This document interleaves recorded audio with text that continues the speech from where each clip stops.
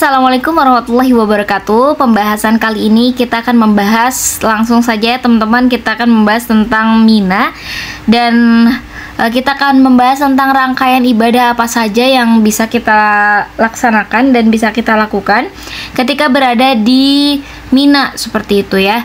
Setelah di video sebelumnya kita membahas tentang bagaimana di Arafah, kemudian Muzdalifah, dan sekarang di Mina. Jadi pas ketika jamaah sudah selesai wukuf di Arafah, kemudian nanti diangkut oleh bis ya, shuttle bis seperti itu, nanti akan diangkut menuju ke Muzdalifah. Kemudian setelah selesai rangkaian di Muzdalifah, baru nanti para jamaah akan diangkut menuju ke Mina. Nah, sesampainya di Mina seperti ini, sesampainya di Mina seluruh jamaah itu dianjurkan untuk apa saja? Tentunya memasuki kemah dengan tertib sesuai dengan nomor maktab setelah turun dari bis dengan teratur ya, di bawah arahan ketua regu, ketua rombongan atau ketua kloter seperti itu. Kemudian melaksanakan mabit di perkemahan atau di maktab Mina yang lokasinya sudah ditentukan oleh maktab berupa tenda besar yang tahan api yang dilengkapi alat pendingin di dalamnya ya, alat pendingin udara dan alas tidur. Jadi sudah ada berupa hambal yang tanpa bantal. Dan memang kalau membedakan ada beberapa hal, kok ini VIP dan bagus sebagainya, itu maktab berarti ada beberapa hal yang memang berbeda kan, diantara haji yang reguler, haji khusus, dan haji yang furoda. Seperti terkait dengan fasilitas, kemudian biaya yang sudah dikeluarkan oleh masing-masing jamaah seperti itu.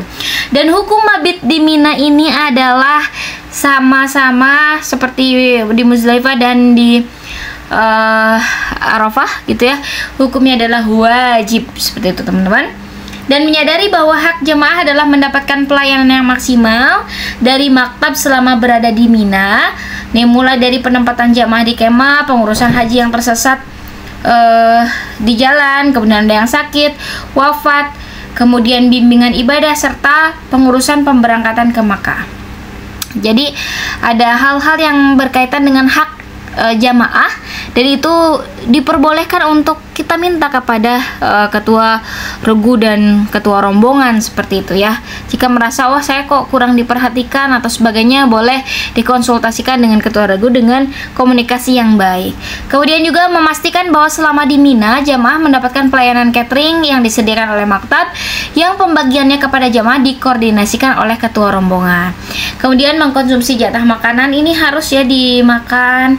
Jangan sampai membiarkan diri sendiri, menzolimi diri sendiri, gampang aku udah kenyang gitu tadi, padahal sebetulnya nanti rangkaian ibadah itu masih panjang, dan teman-teman semuanya tuh, para jamaah semuanya masih membutuhkan tenaga yang full, yang ekstra untuk menyelesaikan rangkaian ibadah haji. Selanjutnya menggunakan fasilitas kamar mandi atau WC dengan penuh kesabaran, ini sama ya, baik di Arafah, kemudian di Muzdalifah, dan di Mina juga sama. Kemudian menjaga tertutupnya aurat ketika di kemah dan keluar masuk kamar mandi karena posisi kita atau kondisi kita sedang dalam kondisi ihram. Ini sama ya dengan di Muzdalifah. Kemudian memperbanyak istirahat dan terus menjaga kesehatan ya.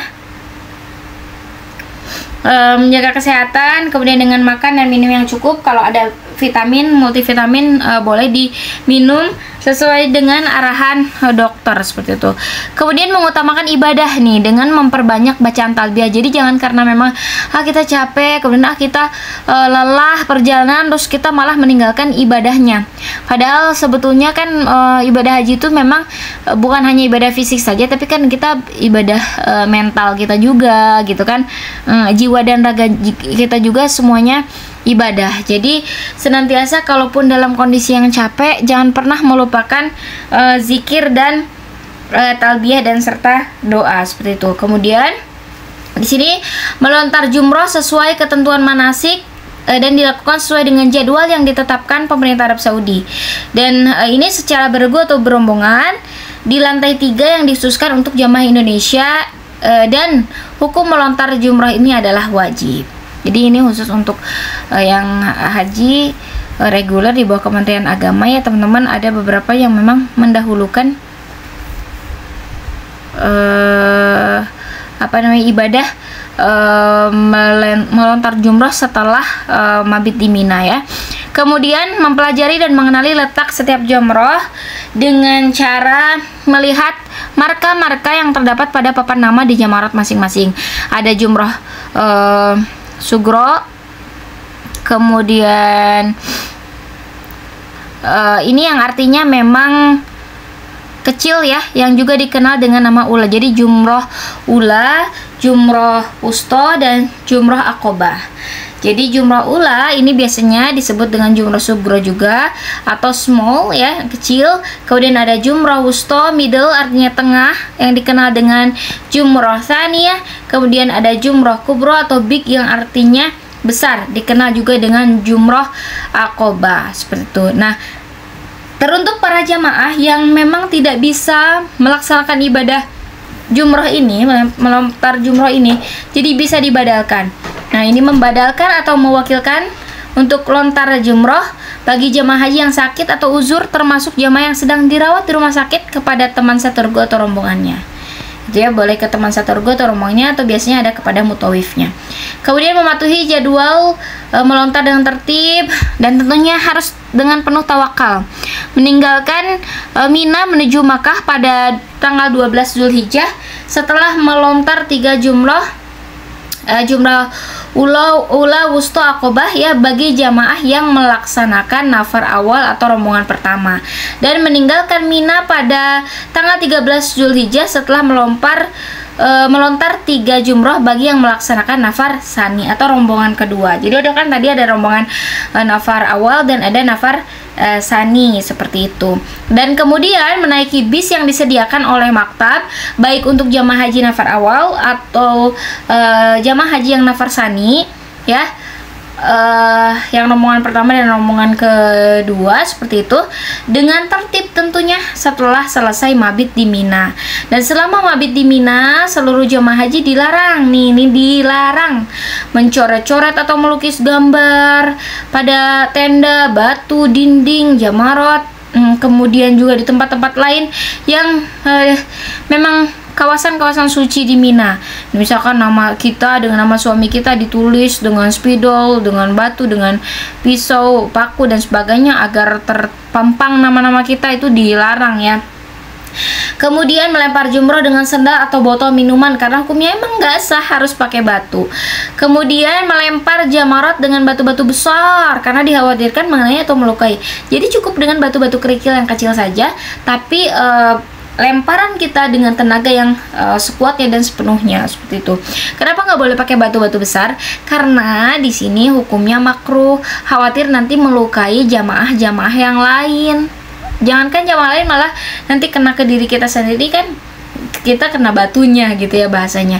Kemudian melontar jamaroh di luar waktu-waktu yang telah ditentukan oleh pemerintah Arab Saudi ini dilarang.